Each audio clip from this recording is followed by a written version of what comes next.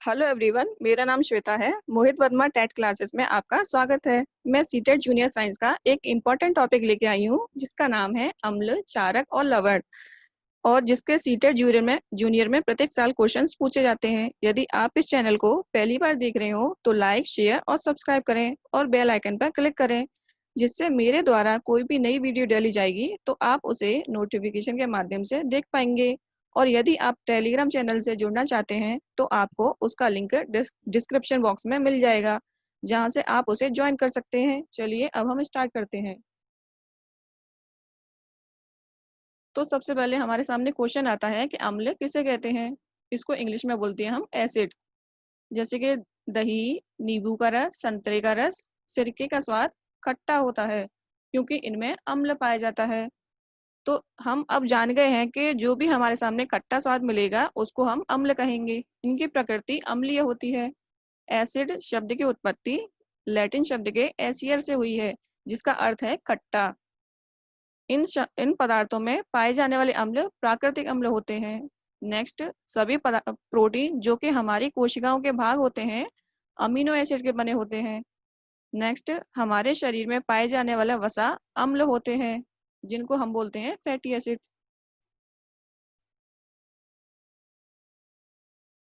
अम्ल नीले लिटमस को लाल कर देते हैं।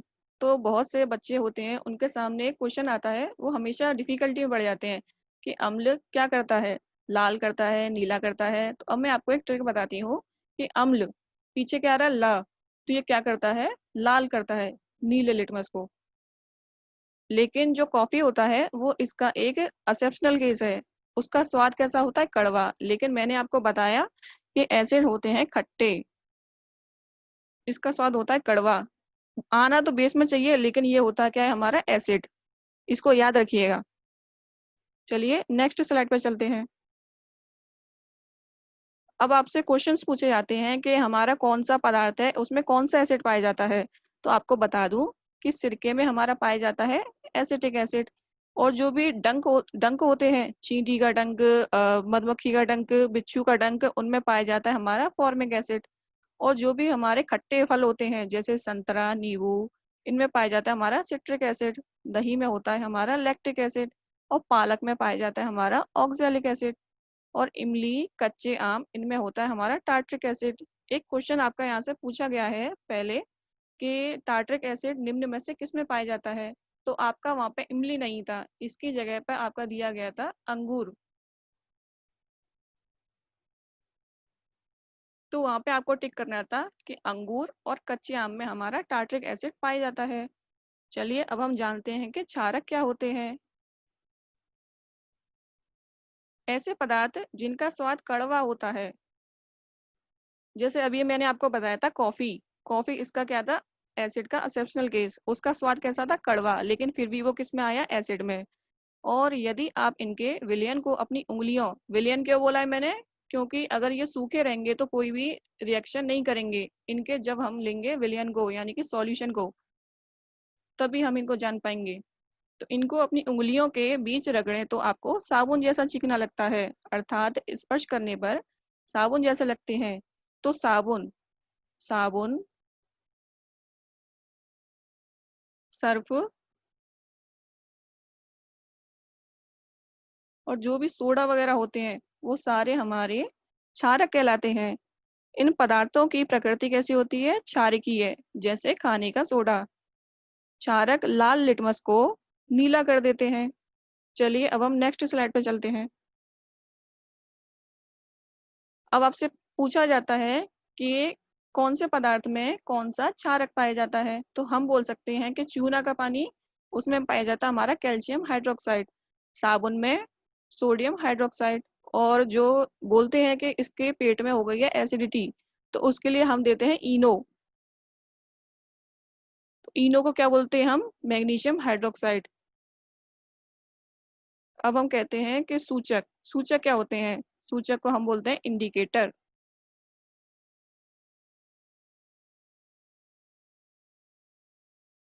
चलिए अब हम जानते हैं सूचक क्या होते हैं। कोई पदार्थ अम्लीय है या क्षारकीय है, इसका परीक्षण करने के लिए सूचक का प्रयोग किया जाता है।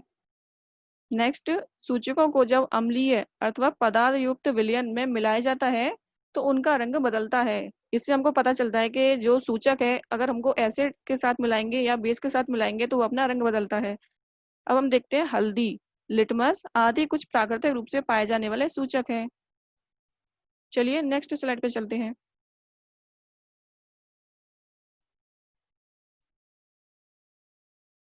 अब आप देख रहे हैं लिटमस एक प्राकृतिक रंजक। ये हमारे सामने दो रंगों में लिटमस पेपर दिया गया है, लाल और नीला।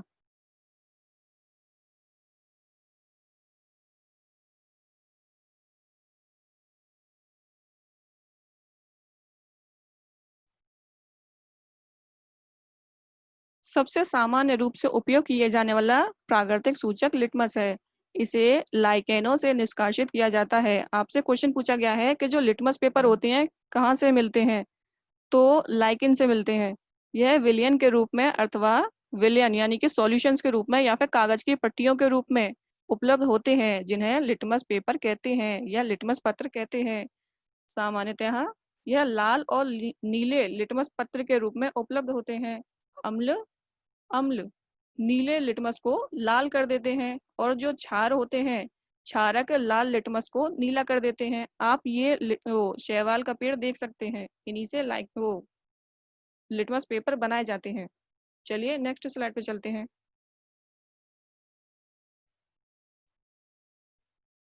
अब हम जानेंगे कि लवण क्या होता है। ऐसे विलयन जो लाल अथवा नीले लिटमस पेपर के साथ में कोई भी प्रतिक्रिया नहीं करते हैं उन्हें उदासीन कहते हैं। उदासीनीकरण अभिक्रिया में नया पदार्थ निर्मित होता है जो लवण कहलाता है। जैसे कि आपको यहाँ पर दिखा रहे हैं कि किसी भी अम्ल और क्षार के बीच होने वाली अभिक्रिया उदासीनीकरण कहलाती है, जिसमें ऊष्मा निष्कासित होती है और जल का निर्माण होता है। अब हम जानते हैं हल्दी एक सूचक के रूप में। तो हल्दी एक अन्य प्राकृतिक सूचक है।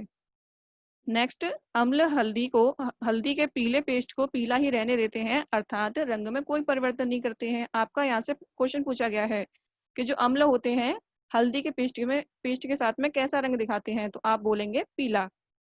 और जो क्षारक होते हैं हल्दी के पेस्ट को लाल कर देते हैं। चलिए नेक्स्ट स्लाइड पर चलते हैं।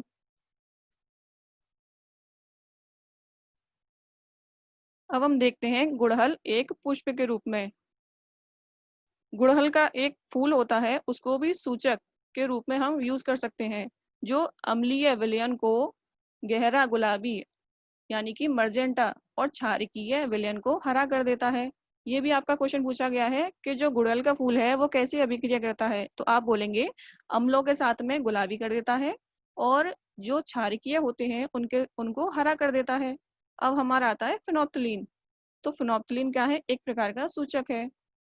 जब विलयन क्षारकीय होता है तो फिनोप्थलीन गुलाबी कर देता है, और जब विलयन अम्लीय होता है तो यह रंगहीन कर देता है।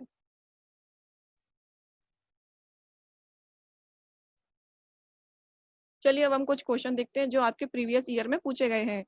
तो व्यायाम करने के पश्चात कभी कभी हमारी पेशियों में क्रैम्प आते हैं, अर्थात खिंचाव उत्पन्न होते हैं। तो इसका कारण क्या है, तो इसका कारण है हमारा ऑप्शन सी, यानी कि ग्लूकोज का लैक्टिक एसिड में परिवर्तित नहीं हो पाते हैं। नेक्स्ट क्वेश्चन है, इनमें से कौन दुर्बल अम्ल है, तो इसका आंसर है हमारा ए, सिट्रिक एसिड। अब नेक्स्ट क्वेश्चन है हमारा कि आपके पास 3 परख नलियां हैं, ए बी और सी।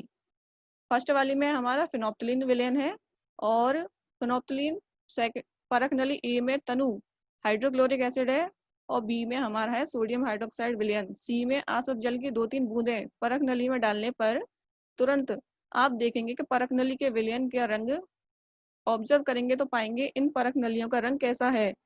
तो इसमें आपको मिलेगा कि इसका ऑप्शन है ए, यानी कि जो ए वाला है वो कैसा होगा, रंगहीन, और जो बी वाला होगा हमारा कैसा होगा, गुलाबी, और सी होगा रंगहीन। क्योंकि जो फिनोप्थलीन होता है एक सूचक होता है जो जलीय तथा अम्लीय माध्यम में रंगहीन होता है तथा क्षारकीय माध्यम में गुलाबी होता है। नेक्स्ट हमारा आता है कि इनमें से कौन सा अधातु ऑक्साइड है। तो मैंने आपको बताया कि जो अधातु होते हैं, आपके सामने 4 ऑप्शन दिए गए हैं कि ये प्रकृति में क्षारीय होते हैं, प्रकृति में उभयधर्मी होते हैं, नेक्स्ट है लाल लिटमस पत्र को नीला कर देते हैं, और डी है हमारा प्रकृति में अम्लीय होते हैं। तो इसका ऑप्शन है हमारा डी, यानी कि ये जो अधातु ऑक्साइड होते हैं वो कैसे होते हैं, अम्लीय प्रकृति के होते हैं। अब नेक्स्ट क्वेश्चन है हमारे सामने कि किसी छात्र के पास हल्दी का गाढ़ा पेस्ट है। इस पेस्ट को हाइड्रोक्लोरिक एसिड और सोडियम हाइड्रोक्साइड के जलीय विलयन के में अलग अलग डालने पर वह किस रंग का प्रेक्षण करेगा। तो आपका पहला ऑप्शन है हाइड्रोक्लोरिक एसिड में गुलाबी और सोडियम हाइड्रोक्साइड में नीला। सेकंड ऑप्शन है हाइड्रोक्लोरिक अम्ल में नीला और सोडियम हाइड्रोक्साइड में लाल। या फिर सी है दोनों प्रकरणों में पीला। और फोर्थ है हाइड्रोक्लोरिक एसिड में पीला और सोडियम हाइड्रोक्साइड में लाल। तो इसका ऑप्शन है हमारा नंबर डी, यानी कि थैंक यू। आपको मैंने आज अम्ल, क्षारक और लवण के बारे में बताया। अगर आपको ये टॉपिक अच्छा लगा हो तो लाइक, शेयर एंड कमेंट करें।